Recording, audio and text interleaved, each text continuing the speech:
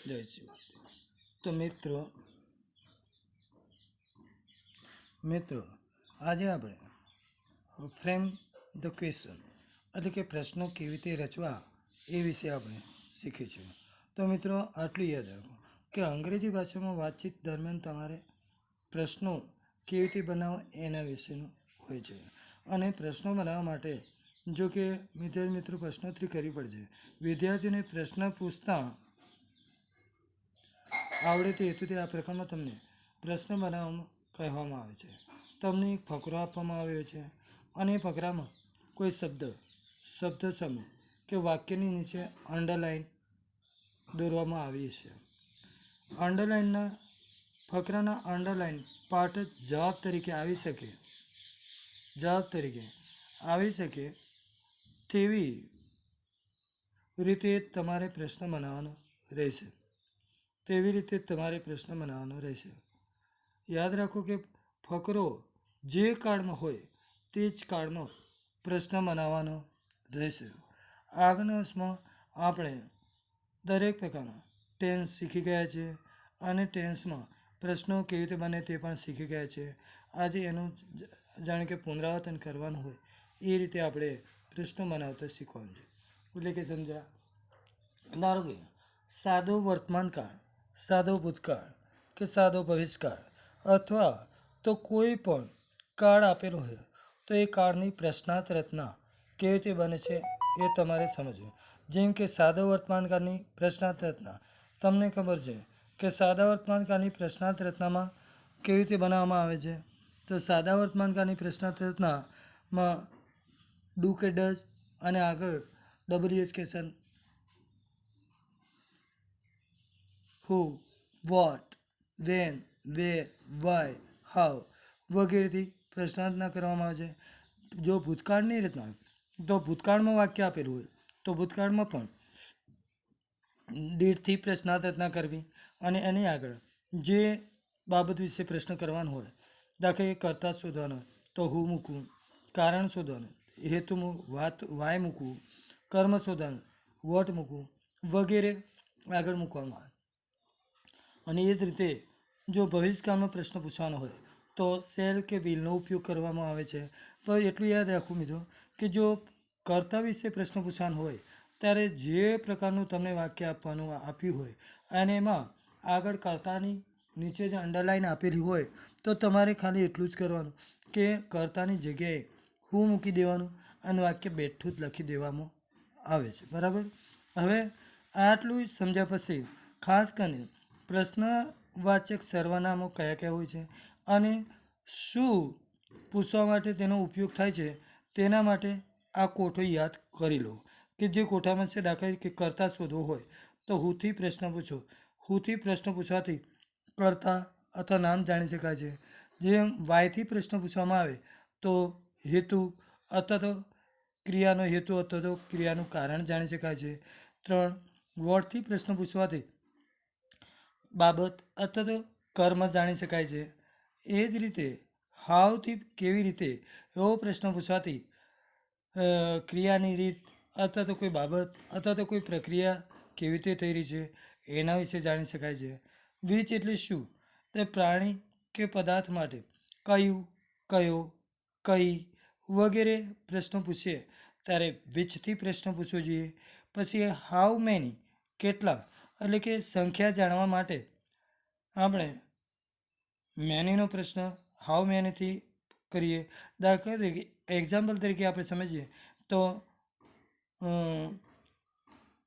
રૂમમાં અથવા વર્ગખંડમાં 12 બેન્ચીસો છે તો વર્ગખંડમાં કેટલી બેન્ચીસો છે તો how many benches are there in the classroom. ખ્યાલ આવ્યો? એ રીતે સંખ્યા હોય તો સંખ્યાની નીચે 12 એ સંખ્યા છે તો 12ની નીચે અંડરલાઇન આપી હોય। હાઉ મચ કેટલું, જથ્થો જાણવા માટે એ રીતે। પછી હાઉ ફાર કેટલું, અંતર જાણવા માટે પ્રશ્ન પૂછવા। વેર એટલે ક્યાં, સ્થળ જાણવા માટે પ્રશ્ન પૂછવા માટે વપરાય છે। હાઉ લોંગ કેટલો સમય, તો સમય જાણવા માટે પ્રશ્ન પૂછવા માટે વપરાય છે। એટલે નોંધ તરીકે પ્રશ્નો રચવા આ ટેબલ તૈયાર કરવું પડે। સમજ્યા કે જો હું કર્તા વિશે પ્રશ્ન પૂછવો હોય હુથી પ્રશ્ન પૂછો. પછી કર્મ વિશે પ્રશ્ન પૂછવો હોય વોટથી પ્રશ્ન પૂછો. ક્રિયાનું કારણ જાણવું હોય તો વાયથી પ્રશ્ન પૂછો. પછી કેવી રીતે ક્રિયાની રીત સમજવું હોય તો હાઉથી પ્રશ્ન પૂછો. પછી કયું એવું પ્રાણીક પદાર્થ કે નિજી પદાર્થ વિશે કયું એવું જાણવું હોય તો વિચથી પ્રશ્ન પૂછો. પછી એ જ રીતે કેટલી સંખ્યા જાણવું હોય તો હાઉ મેનીથી પ્રશ્ન પૂછો. પછી જથ્થો જાણવું હોય તો હાઉ મચથી એટલે કે તળાવમાં કેટલું પાણી છે. તો તળાવમાં ઘણું પાણી છે તો આપણે લખીએ there are much water in the pond.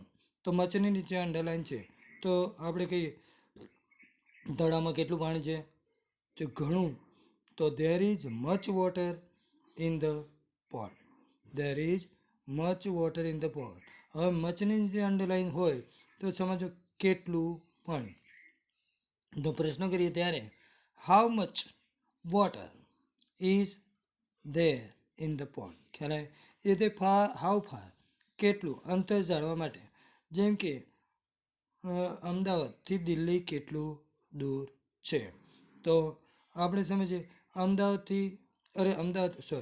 અમદાવાદથી દિલ્હીનું તો મને ખબર નથી પણ અમદાવાદથી સુરત કેટલું દૂર છે તો અમદાવાદથી સુરત એમ સમજો કે 250 કિલોમીટર દૂર છે. 250 કિલોમીટર્સ હવે તો આપણે કહીએ કે અમદાવાદથી સુરત 250 કિલોમીટર દૂર છે. બરાબર. તો કેટલું દૂર છે અમદાવાદથી સુરત કેટલું દૂર છે તો અમદાવાદથી સુરત 250 કિલોમીટર દૂર છે.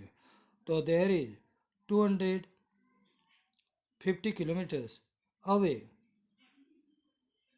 From Ahmedabad to Surat. તો એના પરથી 250 કિલોમીટર્સ નીચે અંડરલાઇન હોય તો આપણે કે શાનાથી પ્રશ્ન પૂછે હાઉ ફાર. તો હાઉ ફાર અવે અથવા how far is there from Ahmedabad to Surat. પછી વેર એટલે સ્થળ વિશે પ્રશ્ન પૂછવો છે તો ધારો કે અમદાવાદમાં કાંકરિયા ક્યાં આવેલું છે તો where is Kankaria in Ahmedabad. તો કાંકરિયા જ્યાં આવ્યું હોય ત્યાં આપેલું હોય. બરાબર. અથવા પોસ્ટ ઓફિસ ક્યાં છે તો પોસ્ટ ઓફિસ સમજો કે પોસ્ટ ઓફિસ રેલવે સ્ટેશનની બાજુમાં છે તો the post office is situated near અથવા નેક્સ્ટ ટુ રેલવે સ્ટેશન. તો ક્યાં છે રેલવે સ્ટેશનની બાજુ. તો અંડરલાઇન રેલવે સ્ટેશનની નીચે હોય તો આપણે કહીએ where is the post office. પ્રશ્ન થઈ ગયો. હાઉ લોંગ કેટલો સમય તો એ સમય જાણવા માટે કે તમે કેટલો સમય તમારા મામાને ત્યાં રોકાશો તો 2 દિવસ 3 દિવસ એ સમય જાણવા માટે હાઉ લોંગથી. ખ્યાલ આવે. આ રીતે પ્રશ્નો રચવાના માટે કોઠો યાદ કરો.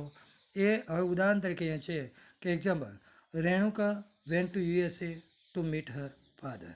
રેણુકા તેના પિતાને મળવા માટે યુએસએ ગઈ. તો સામા પ્રશ્ન છે વાક્ય ભૂતકાળમાં છે તો ભૂતકાળમાં છે ડીડથી પ્રશ્ન થશે અને કોણ ગઈ તો રેણુકા. તો કરતા છે તો હુ વેન્ટ ટુ યુએસએ. થઈ ગયું જવાબ પ્રશ્ન. એ જ રીતે Renuka went to USA to meet her father. તો યુએસએની નીચે અંડરલાઇન છે તો રેણુકા તેના પિતાને મળવા ક્યાં ગઈ તો યુએસએ. સ્થળ છે તો સ્થળ માટે વેર. ડીડ ભૂતકાળ છે તો ડીડ રેણુકા ગો. થઈ ગયું.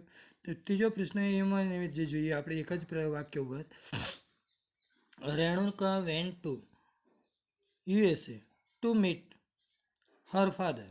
તો રેણુકા તેના પિતાને મળવા યુએસએ ગઈ. તો રેણુકા યુએસએ શા માટે ગઈ તો તેના પિતાને મળવા માટે.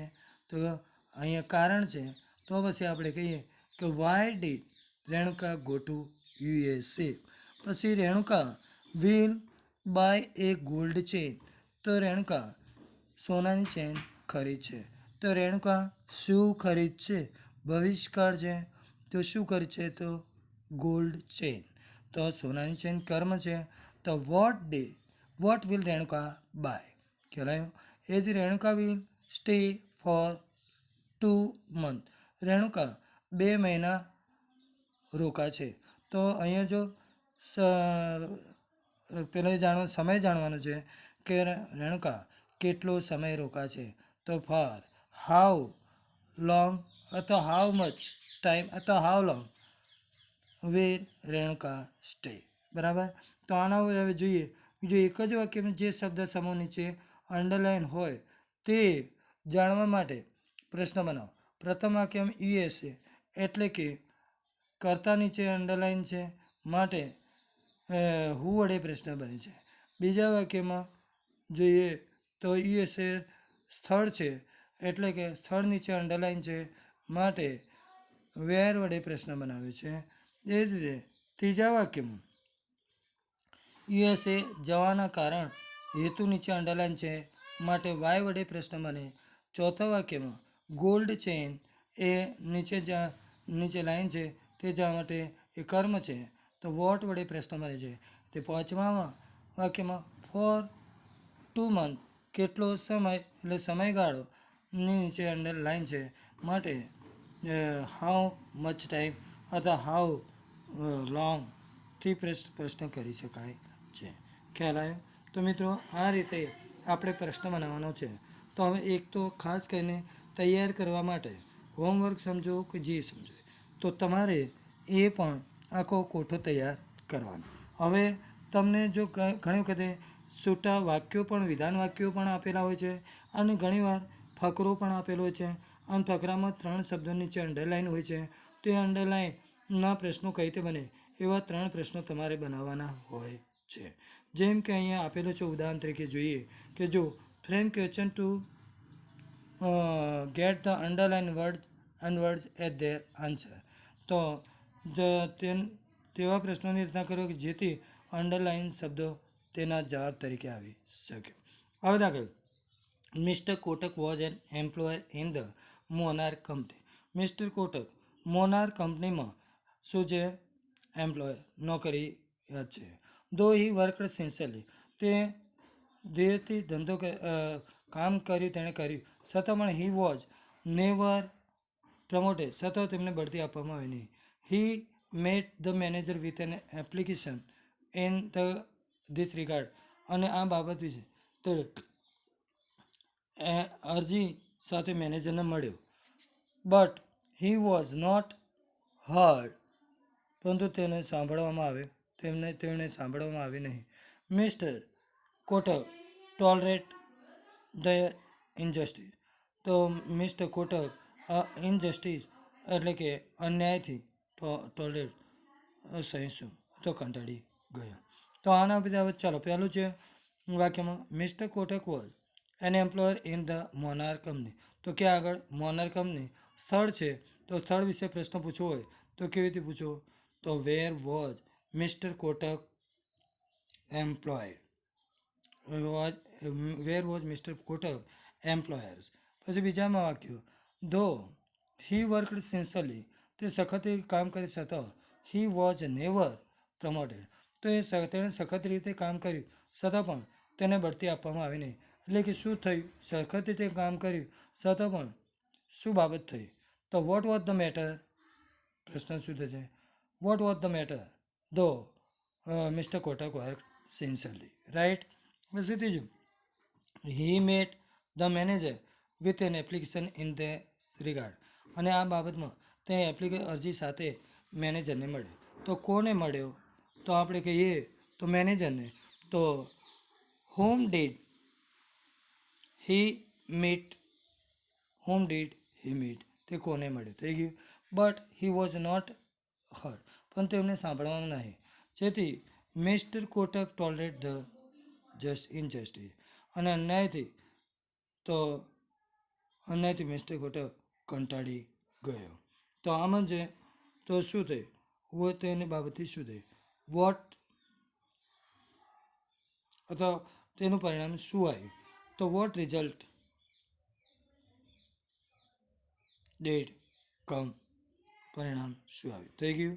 આ રીતે પ્રશ્નના જવાબ બનાવો. There was clearly contradiction between બીજું contradiction between the village people's basic needs and the requirement in 1930.